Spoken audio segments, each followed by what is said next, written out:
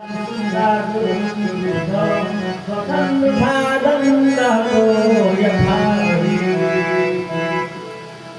सांप को डंडा से मारे तो मारने के बाद सांप क्या करता है?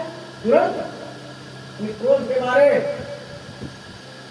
ध्यान दीजिएगा। 3 बात अद्भुत कि ब्राह्मण एक सूत्र में बंध जाए, सांप भय खाना छोड़ दे, शेर आलस्य करना छोड़ दे, तो जगत में इनकी टक्कर कोई लेने वाला नहीं है। लेकिन ये 3 चीजें असंभव है, कभी संभव हो नहीं सकती है कि ब्राह्मण भाई एक बिरादरी एक सूत्र में बच जाए, तब वो नहीं। कैसे? जैसे कुकुर है, नाली व्यापार को मोहल्ला वाला गड़ाई की नाली के पास, तू वही पार नहीं है, नहीं आएगा सीमा में। इधर वाला जो है इधर है तो वह पार नहीं जाएगी, लेकिन इधर सारी रात भूखे और वह सारी रात भूखे, लेकिन कोई दूसरे के साथ नहीं जाएगा, लड़ने के लिए भूखे शुरू करेंगे। मानने वाले अच्छा ही बताओ, विवाह कराने हम जाते हैं, मन नहीं करता, लेकिन आप अगर करते हो विवाह कराने जाते हो, मन में बात चार बैठे, विवाह मंडप बैठे नहीं, इतनी लड़ाई करत है कि लाख एक दूसरे का मार देंगे, मुंडा ला के पीट भी मरेंगे। और विवाह मरे में लड़ाई के दूसरे मारे खातिर बात पूजा मरे में, और उसके बाद जब दक्षिणा नंबर आए तब दादा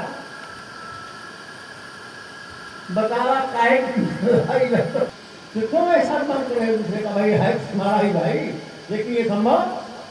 सांप आप कहते हैं ना कि फंड फुलावत बा,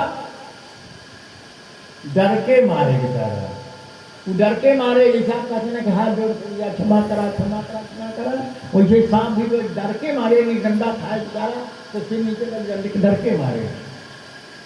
और वास्तव में अगर खाना छोड़ दे वहाँ खड़ा हो जाए फुलफुला करके, तो आप सब लोग जो है यहाँ हट जाओगे, हिम्मत नहीं पड़े, उससे काट जाओ। बोलो है ना। और तीसरी बात, शेर आलसी होता है ना, बहुत आलसी में भूख के मारे व्याकुल हो जाए, कितनों भुखाई जाए कितनों भुखाई, लेकिन जल्दी उठे न नहीं सुतक सिंघट प्रचंड मुखे में रहा, लेकिन सोने वाले शेर के मुख में कभी शिकार प्रवेश नहीं करता है। खाने के लिए शिकार करने के लिए भरने को उसको आलस क्या करके निकलना पड़ेगा, लेकिन इतना आलसी है कि भूख से बेहतर हो जाए, कल जाए तो ये 3 लोग 3 दुर्गुणों को छोड़ने वाले कभी नहीं है। जाता है लेकिन जीभ से बना घाव कभी नहीं टूटता, यानी जिभिया से लगी चोट की, लेकिन जीभ से बना घाव कभी जीवन में नहीं होता है।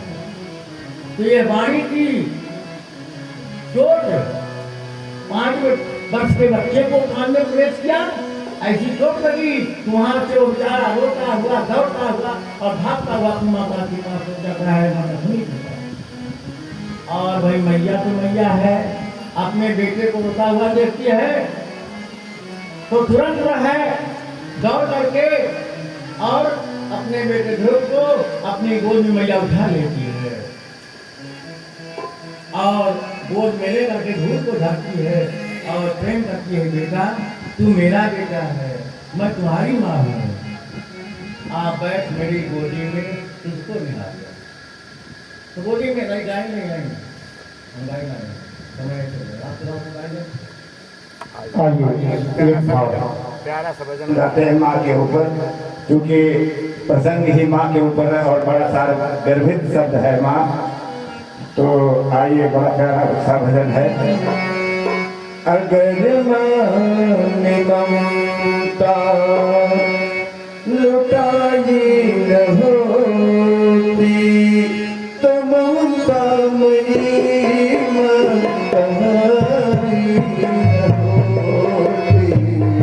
अगर ममता लुटाई न होती तो ममता मेरी ममता न होती।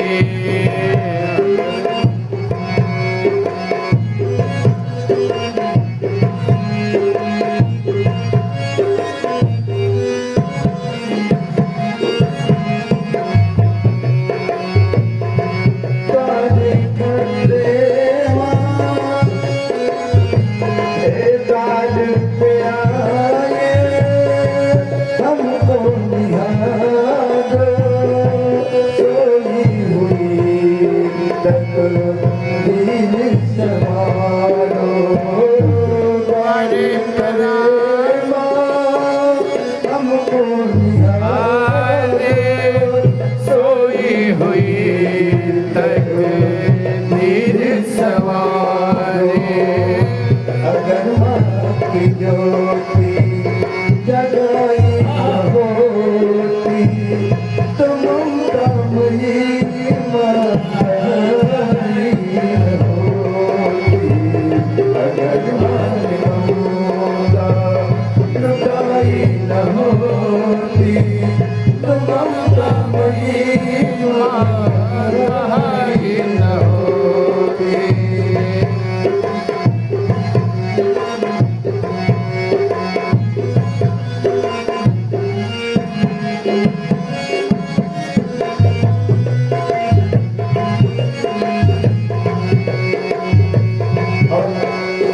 बालक कहता है पटकान देना झुटकान देना मगर भोली मालाल को प्यार देना फटकार देना दुल कर देना मगर भोली मालाल को प्यार देना।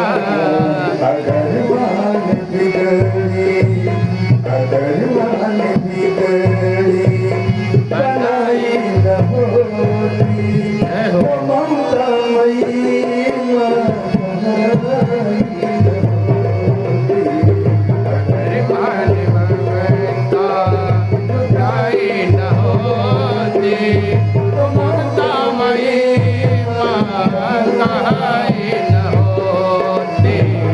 अगर मान ममता लुटाई न होती तो ममता मई कहाई न होती। हमें क्या पड़ी है हम तुम्हें मनाए माँ हमारा तो हक था कि हम रूठ जाए।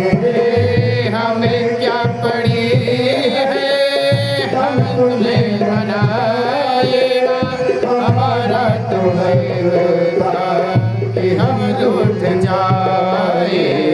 अगर माँ मनाने आई न होती अगर माँ मनाने आई न होती तो ममता मई कहाई न होती। अगर मान ममता लुटाई न होती तो ममता मई कहाई न होती। लुटाई न होती तो ममता मई कहाई न होती। बोलिए व्यास भगवान की जय हो। माँ ने गोदी में उठाया, पिताजी कहेंगे किसी भूल पूछो कटक हो ये सब धुलो साफ करो, लेकिन माँ कचरा नहीं धुलेगी धूप नहीं झाड़ेगी उसको सीधा पहले गोदी में उठाएगी। वो माँ है। गोदी में लिया और कहा पुत्र हुआ क्या बताई सारी बात कि दूसरी माँ ने इस तरह से हमको कहा है, बड़ी अच्छी बात कही है। आज की माँ अगर सोचती हो क्या कहेगी, भैया डंडा उठाओ जहान में कहा सोचेगी माता जी के डंडा से मारो। लेकिन वो माँ क्या कह रही है कि हाँ पुत्र, जो तुम्हारी दिमाता ने शब्द कहे हैं, माता मतलब सोचेगी माँ दूसरी माता, वो सत्य है। मैं कभी रानी थी और उन्हीं महाराज की रानी थी, लेकिन आज रानी को कौन कहे, मुझे नौकरानी भी समझने में लज्जा खाते हैं महाराज। मुझको नौकरानी